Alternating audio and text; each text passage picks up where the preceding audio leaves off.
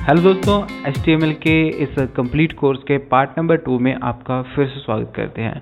आज की इस वीडियो में हम समझेंगे कि हम HTML का सोर्स कोड किस तरह से लिखते हैं, लिखने के बाद उसे हम किस तरह से ब्राउज़र में एग्जीक्यूट करवाते हैं। तो आप इस वीडियो को इंट्रोडक्शन पार्ट नंबर 2 समझ लें, क्योंकि इसमें भी हम बेसिक बातें आपको बताने जा रहे हैं।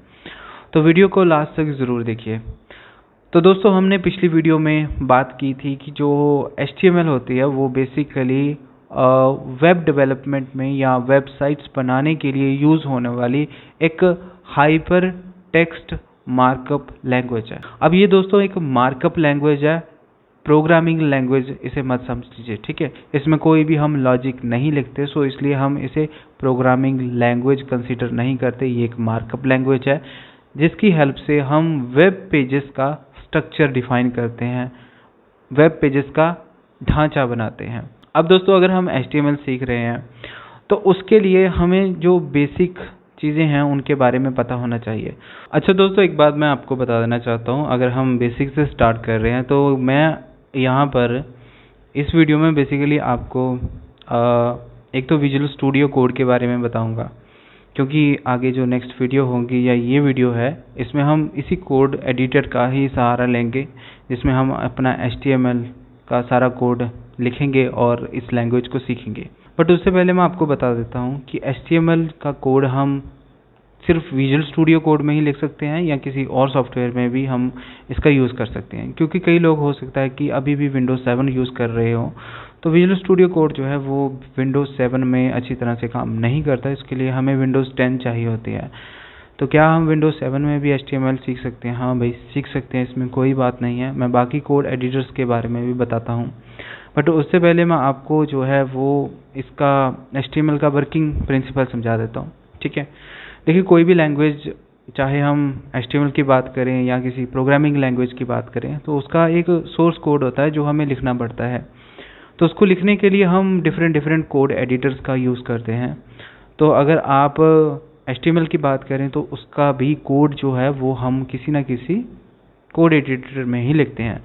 बट अब हम बेसिकली विजुअल स्टूडियो कोड का यूज़ कर रहे हैं, तो इसमें तो बेसिकली ये इसी के लिए ही बना है। जितनी भी आपकी कोडिंग लैंग्वेज होती हैं, प्रोग्रामिंग लैंग्वेज होती हैं, उनके लिए ही ये बना है स्पेशली। बट अगर आप चाहें तो इसके लिए आप यहाँ पर सिंपल नोटपैड का भी यूज़ कर सकते हैं, ओके। एक सॉफ्टवेयर आता है जो कि हर एक विंडोज़ के वर्जन में चल जाता है, जिसका नाम है नोटपैड++। अब उसका भी यूज़ कर सकते हैं। 2-3 MB का सॉफ्टवेयर है, उसे आप यहाँ पर क्रोम में सर्च करेंगे, यहाँ पर नोटपैड++, ओके। तो इस सॉफ्टवेयर को आप यहाँ से डाउनलोड कर सकते हैं, ओके। ये सॉफ्टवेयर हर एक विंडो के वर्जन में चलेगा। यहाँ पे नोटपैड++ है, बस इसको डाउनलोड कर लीजिए। 2-4 MB का सॉफ्टवेयर होगा, ओके। जैसे नोटपैड होता है उसी तरह का है, ओके। डाउनलोड करने के बाद आप इसको बस यूज़ कर लें, ओके। सिंपल सॉफ्टवेयर है। देखिए, 4 MB का डाउनलोड भी हो गया। बस ऐसे नेक्स्ट, यस, देन इंस्टॉल, ठीक है, ग्रेट। इसको मैंने इंस्टॉल कर दिया, ठीक है। जब मैंने इसको इंस्टॉल किया नोटपैड++ को, तो ये बेसिकली कुछ इस तरह का दिखेगा, ओके। इसमें क्या है, इसमें भी जिस तरह से हम विजुअल स्टूडियो कोड में कोड लिखते हैं, सेम उसी तरह से हम इसमें भी कोड लिख सकते हैं। सिंपल नोटपैड++ में भी लिख सकते हैं, ओके। बट इसमें क्या है, हमें कोड लिखने में थोड़ी मेहनत ज़्यादा करनी पड़ती है, ओके। विजुअल स्टूडियो कोड में मेहनत हमें कम करनी पड़ती है, बट जो बेसिक प्रिंसिपल है वो दोनों का सेम है। इसमें भी सोर्स कोड लिखा जाता है जो हम ब्राउज़र में एग्जीक्यूट करते हैं, और इसमें भी सोर्स कोड लिखा जाता है जो हम ब्राउज़र में एग्जीक्यूट करते हैं। अगर हम बात करें नोटपैड++ की, तो यहाँ पर हम एक न्यू फाइल क्रिएट करते हैं। यहाँ पर न्यू फाइल पे क्लिक किया, न्यू, ये फाइल क्रिएट हो चुकी है, ओके। इसके बाद यहाँ पर यहाँ पर हम लैंग्वेज की बात करेंगे। यहाँ पर लैंग्वेज पे क्लिक करेंगे, तो ये डॉक्यूमेंट मुझे किस लैंग्वेज में चाहिए, HTML में, तो ये अभी HTML डॉक्यूमेंट बन चुका है। ओके, उसके बाद दोस्तों ये HTML डॉक्यूमेंट है, इसमें कुछ मैं टैग्स वगैरह जैसे ये यूज़ कर रहा हूँ HTML के, तो इसके एमेट आ रहे हैं। ओके, तो मैं कुछ इस तरह से HTML कोड को इस तरह से लिख सकता हूँ। देखिए हर एक कोड जो है वो मुझे लाइन बाय लाइन कुछ इस तरह से लिखना पड़ेगा, ठीक है। बट अगर मैं विजुअल स्टूडियो कोड की बात करूं तो इसमें क्या होगा, मैं यहाँ पर एक फोल्डर ओपन कर लेता हूँ जिसमें मेरा सारा कोड जो है वो रहेगा। यहाँ पे डॉक्यूमेंट में एक न्यू फोल्डर क्रिएट करता हूँ, HTML ट्यूट्स। ओके, ये फोल्डर मैंने बना दिया, सिलेक्ट फोल्डर। ओके, सिलेक्ट करने के बाद अभी ओपन नहीं हुआ, आई थिंक फोल्डर बनाने, ये वाला सिलेक्ट फोल्डर। अब ये फोल्डर जो है मेरा सिलेक्ट हो चुका है। ट्रस्ट टिक कर दीजिए, यस इस पर भी टिक कर दीजिए। ये फोल्डर जो है अभी यहाँ पर मैं न्यू फाइल बनाऊंगा, जैसे मैंने यहाँ पर क्लिक किया उस फोल्डर में एक न्यू फाइल क्रिएट हो जाएगी। अब ये HTML की बनाएं, C की बनाएं, जावा की बनाएं, जावास्क्रिप्ट की बनाएं, जिस मर्जी प्रोग्रामिंग लैंग्वेज की, जिस मर्जी मार्कअप लैंग्वेज की आप बना सकते हैं। डेटाबेस की फाइल जो मर्जी आप बना सकते हैं, बस आपने एक्सटेंशन आपको पता होनी चाहिए। जैसे मैं new.html नाम से फाइल बना रहा हूँ, देन एंटर प्रेस कर रहा हूँ, तो मेरे यहाँ पर ये फाइल क्रिएट हो चुकी है। अब इसके बाद क्या है कि मैं जस्ट शिफ्ट प्रेस करके 1 प्रेस करूँगा तो ये एक्सप्लेनेशन मार्क आ रहा है, देन एंटर प्रेस कर दूंगा तो ये मेरी एक बॉयलर प्लेट जनरेट हो चुकी है, जो कि बेसिक कोड होता है HTML का, ये जनरेट हो चुका है सिर्फ एक क्लिक से। अभी इसको मैं यहाँ से कॉपी कर रहा हूँ और ये वाला जो मेरा नोटपैड है इसमें यहाँ पे मैं पेस्ट कर रहा हूँ। अभी दोस्तों जो कोड मैंने वहाँ पे जस्ट 1 क्लिक में जनरेट कर दिया, इसको बनाने के लिए आपको लाइन बाय लाइन एक एक चीज़ लिखनी पड़ेगी इसमें, ठीक है। तो इसमें और उसमें जो फ़र्क है वो मैं आपको समझा रहा हूँ। अब ये जो फ़र्क है, ठीक है, अभी ये फाइल है, अब इसका जो फ़र्क है वो भी समझ में आ गया होगा। इसके बाद दोस्तों मैं इस फाइल को सेव करके फिर ब्राउज़र में रन करके दिखाता हूँ कि ब्राउज़र में ये फाइल किस तरह से रन होती है। तो मैं यहाँ पर एक पैराग्राफ टैग लूँगा, P टैग, और देन उसके बाद यहाँ पे लिखूँगा हेलो वर्ल्ड, ये मैंने लाइन लिख दी है। ओके, और इस टैग को मैं क्लोज़ कर दूँगा कुछ इस तरह से। ये टैग मैंने अभी क्लोज़ कर दिया, यहाँ पे ओपन किया, देन यहाँ पे मैंने इसको क्लोज़ कर दिया। क्लोज़ करने के बाद ये जो फाइल है अब इसको मैंने सेव करना है। सेव करने के लिए मैं Ctrl+S प्रेस करता हूँ। अब यहाँ पर देखिए दोस्तों मैं किस फोल्डर में इसको सेव कर रहा हूँ, तो मैं यहाँ पर एक डॉक्यूमेंट का ये वाला फोल्डर है, इसमें एक नया फोल्डर और क्रिएट कर लेता हूँ। मैं यहाँ पे इसको नोटपैड ++ फाइल्स नाम दूंगा। ओके, ये नाम दे दिया। देन इस फोल्डर के अंदर मैं इस फाइल को भी नाम दूंगा जो कि है hello.html, कुछ इस तरह से इसकी एक्सटेंशन के साथ मैं इसको सेव कर दूंगा। जब मैंने इस फाइल को सेव कर दिया, अभी यहाँ से मैं इसको क्लोज़ कर रहा हूँ। क्लोज़ करने के बाद मैं अपने पीसी की उस लोकेशन पे पहुँच जाऊँगा जहाँ पर मैंने उस फाइल को सेव करके रखा है। डॉक्यूमेंट, यहाँ पे मैंने फोल्डर बनाया नोटपैड ++। तो ये मेरी एक फाइल है जिसका नाम है hello.html। अब दोस्तों अगर मैं यहाँ पे राइट क्लिक करता हूँ तो यहाँ पे ब्राउज़र का साइन तो ऑलरेडी है, क्योंकि ये फाइल जो है ये ब्राउज़र में ही ओपन होती है।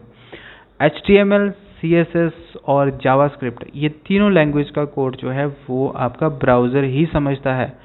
तो इसके लिए आपने कोई कंपाइलर या इंटरप्रेटर डाउनलोड नहीं करना है अलग से। आपका ब्राउज़र आपके पीसी में इनफ रहेगा, चाहे आप क्रोम यूज़ कर रहे हैं, एज यूज़ कर रहे हैं, सफारी यूज़ कर रहे हैं, या ओपेरा यूज़ कर रहे हैं, या आप मोज़िला यूज़ कर रहे हैं। HTML, CSS और जावास्क्रिप्ट का जो कोड है वो ब्राउज़र ही समझता है। अगर मैं यहाँ पर डबल टैप करता हूँ तो जो कोड मेरा जो मैंने लिखा था वो यहाँ पर उसका जो रिज़ल्ट है यहाँ पर प्रिंट होके आ रहा है, ठीक है। तो दोस्तों ये जो फाइल है ये मैंने बनाई है नोटपैड प्लस प्लस के लिए, क्योंकि कई यूज़र है जो विंडोज़ 7 यूज़ करते हैं तो उनके लिए ये है। अब जो लोग विंडोज़ 10 में हैं वो दोस्तों विजुअल स्टूडियो कोड का यूज़ करें, क्योंकि ये बहुत बढ़िया कोड एडिटर सॉफ्टवेयर है। बिकॉज़ इसके पीछे बहुत सारी रीज़न है। अगर आपने इसको यूज़ अभी नहीं किया है तो टाइम के साथ आपको पता चल जाएगा कि मैं क्यों ये कह रहा हूँ कि इसका यूज़ कीजिए। अभी के लिए दोस्तों अगर आप न्यू हैं अपनी इस काम में, तो आपने सबसे पहले अगर विंडोज़ 10 यूज़ कर रहे हैं तो आपने यहाँ से ब्राउज़र्स में अपने VS कोड लिखना है। जस्ट आपने ओके VS कोड लिखना है और यहाँ पर आप इसकी ऑफिशियल वेबसाइट में पहुँच जाओगे, जहाँ पर विजुअल स्टूडियो कोड आप जस्ट 1 क्लिक से यहाँ से डाउनलोड कर सकते हैं। चाहे भी कोई भी ऑपरेटिंग सिस्टम आप यूज़ कर रहे हो, कोई फ़र्क नहीं पड़ता, आप जस्ट 1 क्लिक से इसे डाउनलोड करके अपने पीसी में इंस्टॉल कर लें। अच्छा, इंस्टॉल करने के बाद दोस्तों सबसे इम्पॉर्टेंट काम है आपका, वो ये है कि आपने भाई यहाँ पर सबसे पहले एक फ़ोल्डर बनाना है जिसमें आपने फ़ाइल सेव करके रखनी है। उसके लिए यहाँ पर ओपन फोल्डर पे क्लिक करना है और अपनी पीसी की किसी भी लोकेशन पे उस फोल्डर को चूज़ करना है जिसमें आप अपनी फाइल्स को सेव करके रखना चाहते हैं। ठीक है, अभी मैंने ऑलरेडी डॉक्यूमेंट में HTML ट्यूट्स के नाम से एक फ़ोल्डर बनाया है। अब इस फोल्डर को मैं जस्ट सिलेक्ट कर रहा हूँ। तो इस फोल्डर को सिलेक्ट करने के बाद ये फोल्डर यहाँ पर शो होता है, यहाँ पर ओके। उसके बाद यहाँ पर अगर मैं क्लिक करूँगा तो मैं न्यू फाइल बना सकता हूँ। मैंने एक फाइल बना के रखी है, एक और फाइल जो है मैं बना रहा हूँ न्यू टू .html नाम से ये फाइल मैंने बना दी है। 2 फाइल्स अभी ओके। उसी तरह से अगर मैं यहाँ पर CSS की फाइल बनाना चाहता हूँ तो मैं यहाँ पर स्टाइल ओके style.css ये लिखूँगा। उसके बाद अगर मैं जावास्क्रिप्ट की बनाना चाहता हूँ तो जैसे मैं new.js लिखूँगा। तो ये मेरी अभी CSS की फाइल भी है, जावा की भी है, HTML की है ओके। तो कोई भी फाइल है, कोई भी प्रोग्रामिंग लैंग्वेज है, वो हमें पता होना चाहिए कि उसकी एक्सटेंशन कौन सी है और फाइल बनाना उतना ही ईजी है। जैसे अगर मैं new.java लिखता हूँ तो ये जावा की फाइल है। तो एक्सटेंशन बहुत इम्पॉर्टेंट है। आपने एक्सटेंशन का ख्याल रखना है कि एक्सटेंशन आपके पास जो है आपको पता होनी चाहिए कि जो फाइल आप क्रिएट कर रहे हैं उसकी एक्सटेंशन क्या है ओके। यहाँ पर मैं इसको डिलीट कर रहा हूँ। मैं अभी के लिए जस्ट एक HTML की जो फाइल है उसको ही बनाऊँगा ओके। यहाँ से मैं राइट क्लिक करके इनको डिलीट कर रहा हूँ यहाँ पर। तो यहाँ पर ये फाइल भी मैं यहाँ से डिलीट कर रहा हूँ ओके। तो ये मेरी फाइल है new.html, मैंने ये फाइल बनाई है। और उसके बाद यहाँ पर मैं एक पैराग्राफ टैग लूँगा। देखिए मैंने यहाँ पर P लिखा है, सिर्फ एंटर प्रेस कर दूंगा तो पैराग्राफ टैग पूरा आ चुका है। मैं यहाँ पर lorem लिखता हूँ तो ऑटोमेटिकली यहाँ पर टेक्स्ट भी जनरेट हो जाता है। तो बहुत सारी चीज़ें हैं जो कि यहाँ पर आपको ऑटोमेटिक मिलती हैं, बहुत जल्दी आप जो है इसमें कोड लिख सकते हैं। अभी यहाँ पर Ctrl S मैं इसको सेव कर रहा हूँ, राइट क्लिक करूँगा और इसको मैं बेसिकली अभी लाइव सर्वर के बारे में भी बताना है आपको, बट मैं पहले डॉक्यूमेंट में जाऊंगा और यहाँ पर मैंने HTML ट्यूट के नाम से फोल्डर बनाया और उसमें ये न्यू वाली फाइल है। इसको डबल टैप करता हूँ और जो भी मैंने लिखा है अपने कोड में वो यहाँ पर ब्राउज़र में बढ़िया तरीके से एग्जीक्यूट हो रहा है ओके। अब दोस्तों ये तो हो गया आपका बेसिक इंट्रोडक्शन। अब कुछ चीज़ें हैं, इसके प्लगइन्स हैं, वो भी हम आपको समझा देते हैं। देखिए दोस्तों इसमें एक ख़ास चीज़ है, वो है प्लगइन्स एक्सटेंशन जिसे आप बोल सकते हैं। यहाँ पर एक एक्सटेंशन आपने इंस्टॉल करनी है जो कि है लाइव सर्वर ओके। मैंने ऑलरेडी इंस्टॉल करके रखी है, तो आपने इसको इंस्टॉल कर लेना है लाइव सर्वर को। लाइव सर्वर का क्या बेनिफिट होता है, देखिए यहाँ पर मैंने अपना ये कोड लिखा है, राइट क्लिक करूँगा, यहाँ पर ओपन विद लाइव सर्वर का ऑप्शन आ रहा है, यहाँ पर क्लिक करूँगा तो यहाँ से लाइव सर्वर स्टार्ट हो रहा है। तो अभी के लिए जो मैंने लाइव सर्वर स्टार्ट किया, अब इसमें क्या है कि मैं इसमें अगर कोड में कोई भी चेंज करता हूँ, जैसे सपोज़ कीजिए मैं यहाँ पर इस टेक्स्ट को यहाँ से डिलीट कर दिया डिलीट कर दिया, कंट्रोल एस करके फाइल को सेव कर रहा हूँ और यहाँ से भी टेक्स्ट ऑटोमेटिकली डिलीट हो रहा है। बट यहाँ पर जो मैंने पहले डॉक्यूमेंट ओपन किया है उसमें टेक्स्ट डिलीट नहीं हुआ। अब इसके लिए मुझे यहाँ पर इसे रिफ्रेश करना पड़ेगा, तो फिर ये टेक्स्ट डिलीट होगा। अब इसमें ऑटोमेटिक है। और दूसरा इसमें सर्वर, ये देखिए यहाँ पर नेम आ रहा है सर्वर का, तो सर्वर से ये जो फाइल है ये बेसिकली एक लोकल सर्वर बनाती है आपके पीसी में, और कुछ इस तरह से आपकी फाइल जो है वो एग्जीक्यूट होती है, और मतलब आपको बार बार रिफ्रेश करने की ज़रूरत नहीं पड़ती, इसलिए आप जो है लाइव सर्वर का यूज़ करेंगे। ओके, अब इसके बाद दोस्तों हमको ये तो समझ आ गया कि ये एक बेसिक फाइल है HTML की, और उसके बाद हम इसे सेव किस तरह से करते हैं, देन हम ब्राउज़र में किस तरह से रन करते हैं। इसके बाद एक और चीज़ है जो कि मैं इस फाइल के बारे में ही बताना चाहता हूँ। ये जो 5-7 लाइन्स का कोड है ये क्या है, इसमें क्या क्या चीज़ें होती हैं, ये बेसिक चीज़ें हैं जो कि मैं आपको बता देना चाहता हूँ। ओके, देखिए दोस्तों, यहाँ पर सबसे पहले ये जो पोर्शन लिखा है, ये जो लाइन है कोड की, डॉक टाइप HTML, इसमें डिक्लेरेशन है कि ये डॉक्यूमेंट HTML5 को बिलोंग करता है। HTML5 जो है वो बेसिकली लेटेस्ट वर्जन है HTML का। इससे पहले HTML4, 3 सभी आ चुके हैं। अभी के टाइम में HTML5 यूज़ हो रहा है, तो ये HTML5 की डिक्लेरेशन होती है। उसके बाद दोस्तों हमारे पास आ जाते हैं एलिमेंट्स, या हम जिन्हें टैग बोलते हैं। ओके, तो हमारा HTML जो है वो बेसिकली एक रूट एलिमेंट होता है। इस एलिमेंट से ही सभी एलिमेंट्स की शुरुआत होती है। तो बेसिकली HTML आप एक डॉक्यूमेंट की जड़ कह सकते हैं, रूट कह सकते हैं, जिससे बाकी डॉक्यूमेंट जो है, बाकी जो एलिमेंट है वो जुड़े होते हैं। HTML के बाद ये इसका स्टार्टिंग टैग है और ये इसका एंडिंग टैग है। ये ओपनिंग टैग है, इसको आप क्लोजिंग टैग बोल सकते हैं।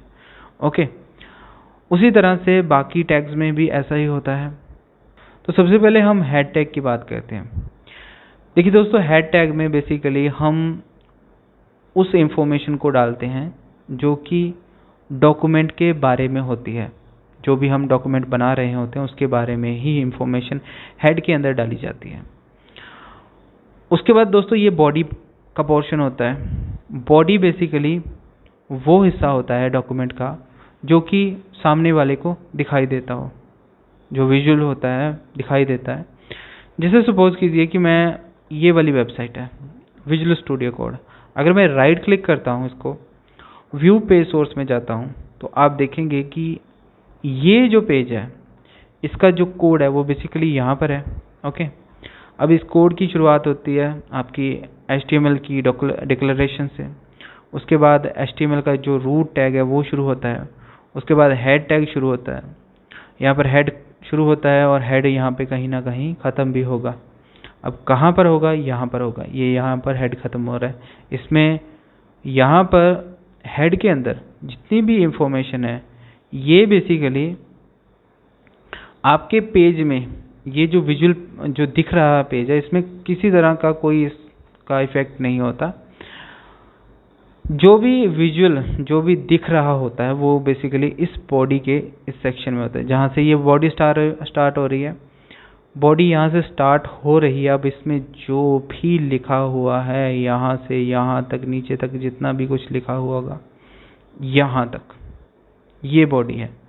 ये बेसिकली ये दिख रहा जो पार्ट है ये बॉडी का हिस्सा है।